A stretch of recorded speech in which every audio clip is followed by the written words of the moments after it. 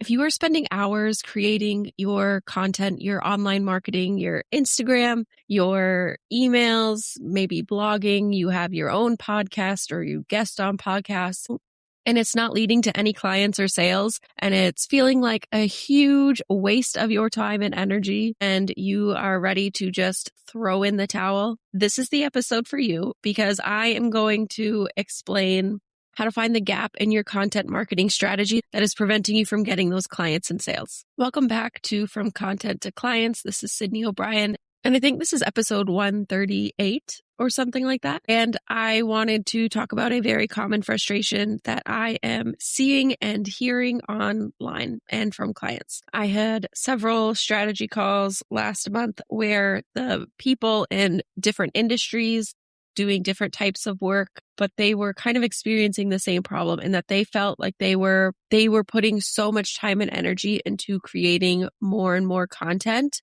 but it wasn't leading to sales, and they were feeling super burnt out and super frustrated because they just felt like it was a huge waste of their time when they don't have time to waste. And so I just want to, if you're feeling that way, walk you through some things to look for in your own strategy so you can find the gap in it and fix it, basically. The very first thing I want you to do is take a deep breath, because you don't have to be posting multiple times a day or even every day or emailing every day. You can take a breather and relax, and we'll figure this out. But first thing is definitely save yourself some time here by doing a little less, committing to less on your schedule. This is even easier when we have a strategy and a plan to follow.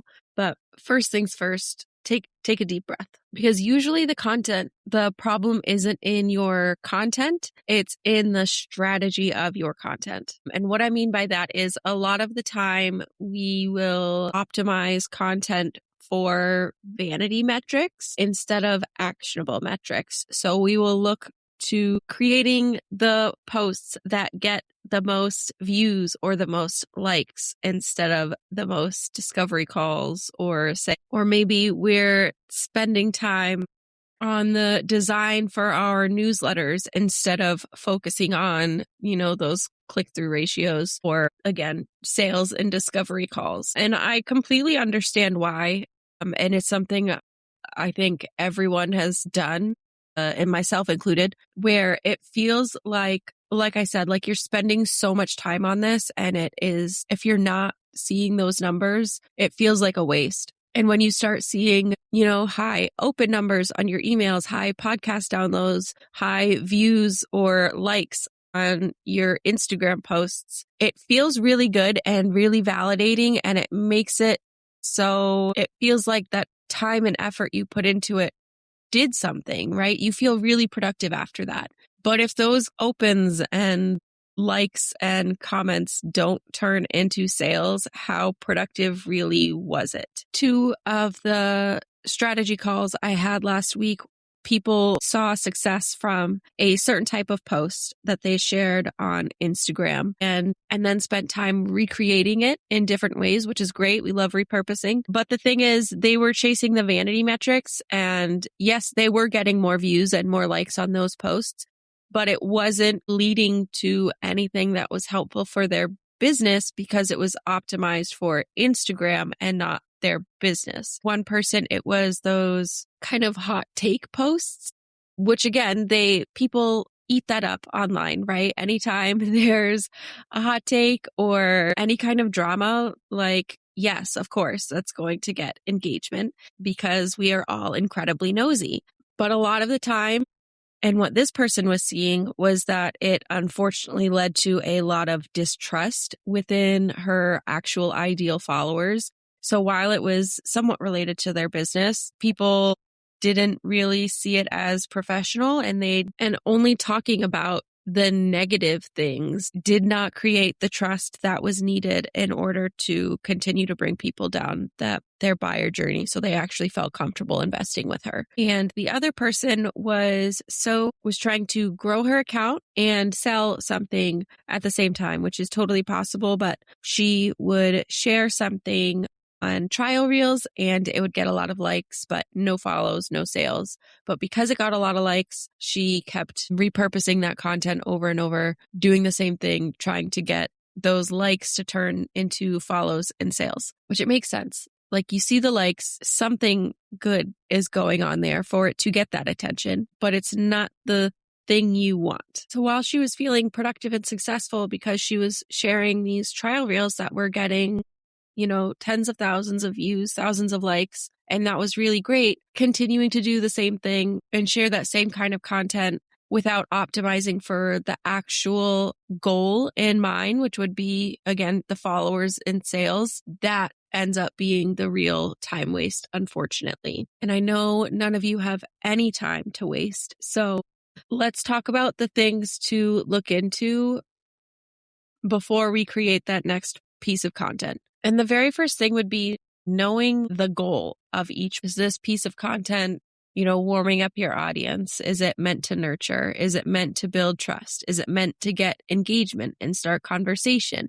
Is it meant to just sell something, whether it's a lead magnet or an actual paid offer? What is the goal of that piece of content? And then I would look at your past posts and see your past content and see if there is a logical path for your ideal client to follow. Are we taking them step by step through the buyer journey, or are we just throwing random things out there and hoping that it sticks? And the third thing I think is most often overlooked as part of a content strategy, because it doesn't feel like it would be, is conversations. Are people talking to you? Are you talking to them? We know right now people are spending less money, they're buying less, and buyer behavior has seriously changed.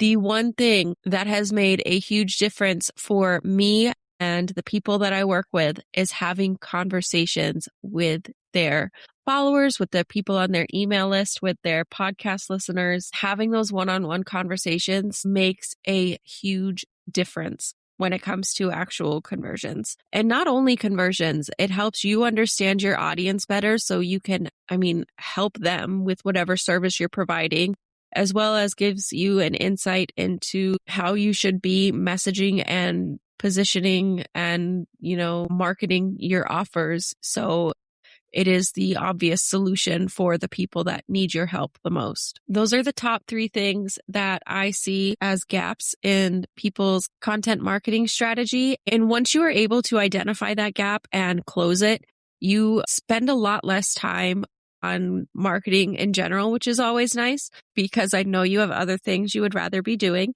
And because you have that plan in place, you know what you need to be posting. You're not just guessing and throwing things out there and seeing what sticks. You are optimizing for the right things instead of, trying to appease the algorithm gods. And you don't have to create as much content when you have that strategy set in place and you're having those conversations. I last month booked like a record number of these strategy calls and posted a handful of times. And the podcast, it goes out once every 2 weeks. It's not weekly anymore. And my email list is also maybe once a week. So I'm not creating a ton of content here, but I am having conversations with people. When I do share content, it has the strategy behind it. And the people that I've put together these action plans for after their strategy calls, one person was a brand new account who was looking to find her followers, ideal followers. And within a couple weeks, she had over 500. After the first few weeks, she was up to somewhere around 300 followers. And now almost 6 weeks later, I think she's at 500, which is great. One of the other people who got their action plan was able to spend a lot less time creating content because she was posting on Instagram alone several times a day. So we identified the gap in her strategy, gave her a content plan that was much more doable for her and her schedule. And she was selling a low ticket like digital product, but she saw an increase of sales of a couple $100s in just the first couple weeks. So you do not have to be doing all of the things all of the time, feeling like you're wasting all of your time. Just think about investigating where that gap is, looking at the purpose of your post, looking at the overarching strategy of your content, and focusing on having conversations with people. And if it's not one of those three things, if you think there's something else going on or you're still not sure why, you can book your own strategy call and get your own personalized action plan at the link in the show notes. We can figure it out together so you can stop feeling like you are wasting so much time and energy on something that isn't getting the results that you want. On the strategy call, we talk about your current strategy, what's working, what's not working, identify some gaps, and then I put together a whole custom action plan for you to follow to make sure that your strategy is doing the thing it's meant to be doing and getting you those clients and sales. So if that's something you are interested in, go ahead and head to the show notes for that link. Thank you so much for listening, and I'll be back in your earbuds in about 2 weeks. Thanks for hanging out with me on From Content to Clients. If this episode helped you think differently about your content, make sure you're subscribed so you don't miss what's next. And if you're ready for content that's more strategic and less throw it together and hope for the best, head to sydneyobrien.com to learn more about working with me.